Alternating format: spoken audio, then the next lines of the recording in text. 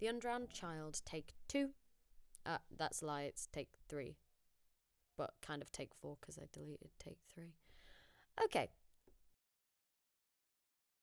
A strong smell of wet varnish filled the room. Tio glanced up as the window rattled violently. The storm was gathering force.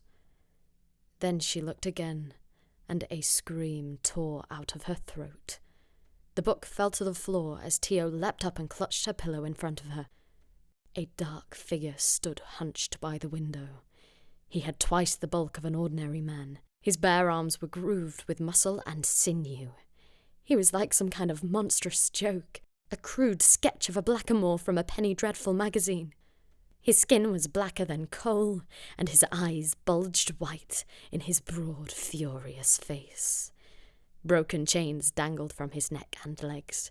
A groaning creak came from his joints, and a thin stream of blood fell from his lips as he began to move towards her.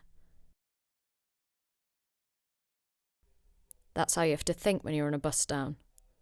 Most of the mopes don't dare fight back because of what the gang would do to him.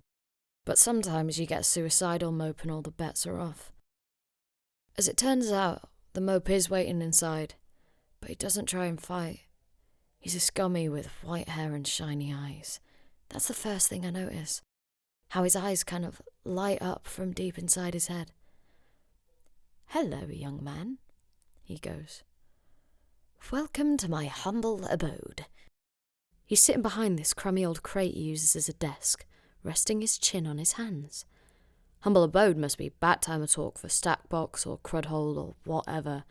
But I'm not there to flapjaw with some gummy old mope. I just want to get in and get out. That's when I notice that all his stuff is lined up by the door, ready to go. "Oh, I've been expecting you," he explains. "You are, I assume, an emissary from the Bullybangers.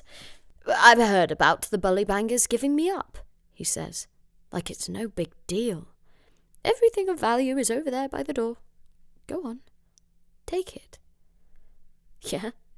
What else you got?"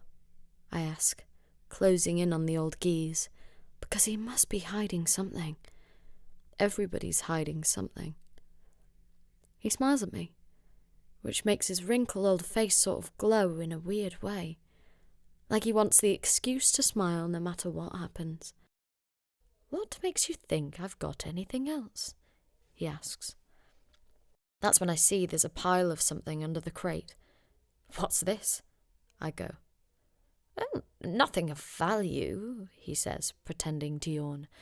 "Just a book, is all." And that's when I know he's lying. Ollie Short was lying in bed having a silent fume. Nothing unusual about this. Leprechauns in general were not known for their geniality. But Holly was in an exceptionally bad mood, even for a fairy. Technically, she was an elf, fairy being the general term. She was a leprechaun too, but that was just a job.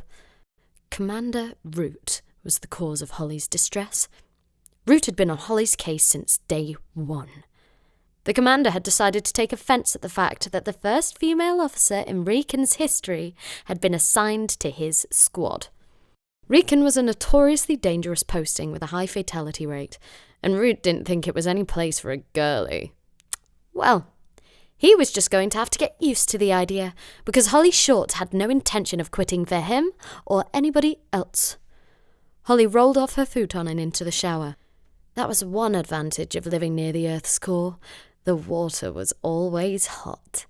No natural light, of course, but it was a small price to pay for privacy. Underground. The last human-free zone. There was nothing like coming home after a long day on the job, switching off your shield and sinking into a bubbling slime pool. Bliss. The time I waited seemed endless. What sort of place had I come to? And among what sort of people? What sort of grim adventure was it on which I had embarked? I began to rub my eyes and pinch myself to see if I were awake. It all seemed like a horrible nightmare to me, but my flesh answered the pinching test. I was indeed awake and among the Carpathians. Just as I had come to this conclusion, I heard a heavy step approaching behind the great door, and saw through the chinks the gleam of a coming light.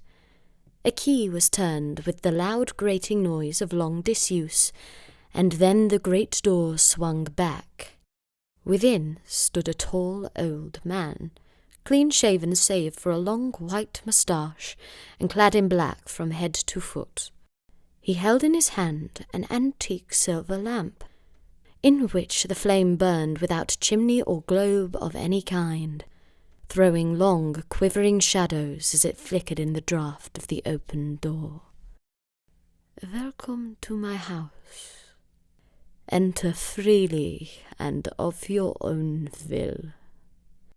He made no motion of stepping to meet me, but stood like a statue, as though this gesture of welcome had fixed him to stone. The instant, however, that I had stepped over the threshold, he moved impulsively forward, and holding out his hand, grasped in mine with a strength which made me wince, an effect which was not lessened by the fact that it seemed as cold as ice, more like the hand of a dead than a living man. I could not suppress a shudder. A horrible feeling of nausea came over me, which, do what I would, I could not conceal. The Count, evidently noticing it, drew back, and with a grim sort of pleasure smiled, showing particularly sharp white teeth. "Welcome to my house. Come freely, go safely, and leave something of the happiness you bring."